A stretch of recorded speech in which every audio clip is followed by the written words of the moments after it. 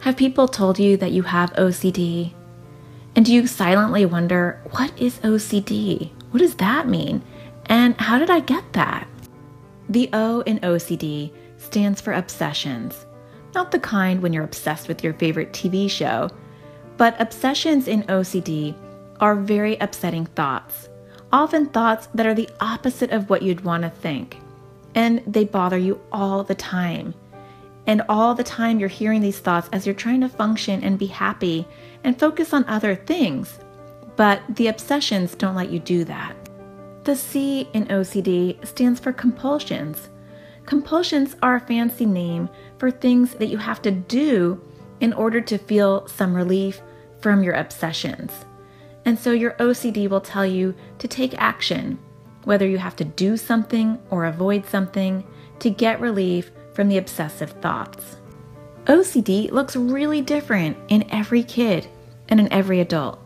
But the one common thing is that every person with OCD has bad thoughts, and they feel like they have to do something or avoid something to make those thoughts go away.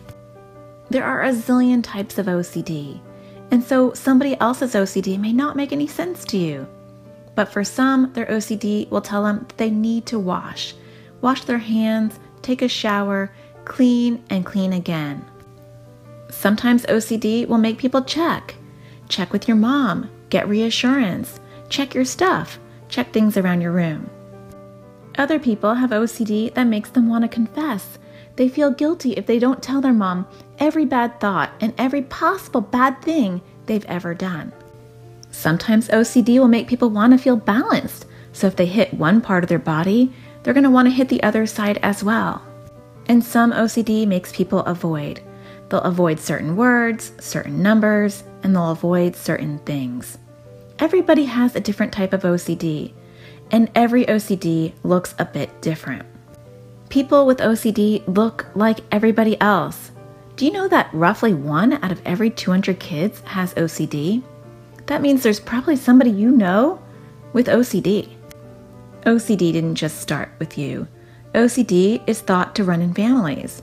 So we get lots of things from our great-grandparents, our grandparents, and they pass those things down to our grandma, to our mom, to our dad, and our mom and our dad pass those traits down to us.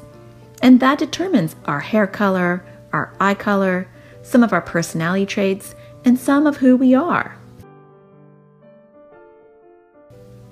So you may have gotten your eye color from your mom or your grandma, and you may have gotten some genes that add to the possibility of getting OCD as well.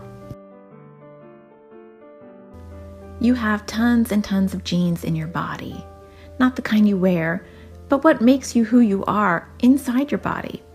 And not all genes play a big role. OCD can sprout up at different times. It's different for different people. It's like a seed.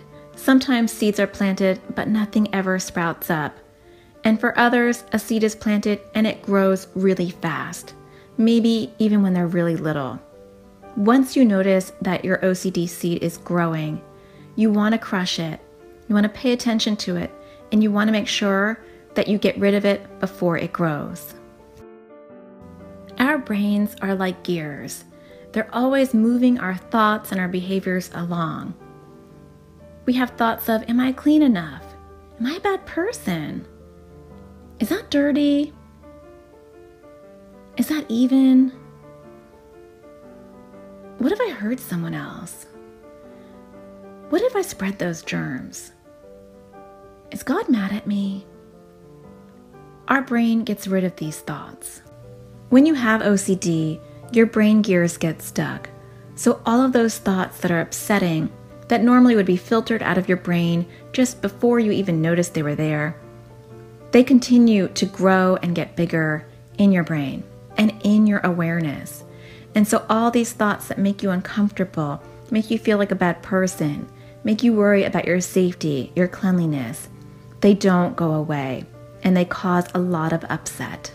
The sad part about OCD is it will also give you thoughts that aren't your own, thoughts that you want to do bad things or that you're a bad person, or things that don't make sense, like your hands are dirty, even though you know you just washed them. And those thoughts never get thrown in the trash. Instead, other behaviors are created to give you some relief.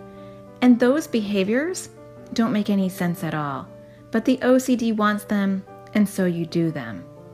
The OCD in your brain will not be quiet until you do those behaviors that it wants, until you do something like wash your hands, or tell your mom your bad thoughts, or even things out, or do a movement. It doesn't matter what it is, just as long as you do it and it makes your OCD feel better.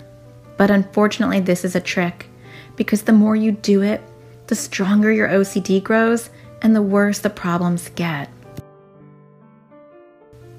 But what if you could fight back? Learn how to fight OCD, weaken its grip, and finally take back control. It is possible. Learn ERP and crush OCD.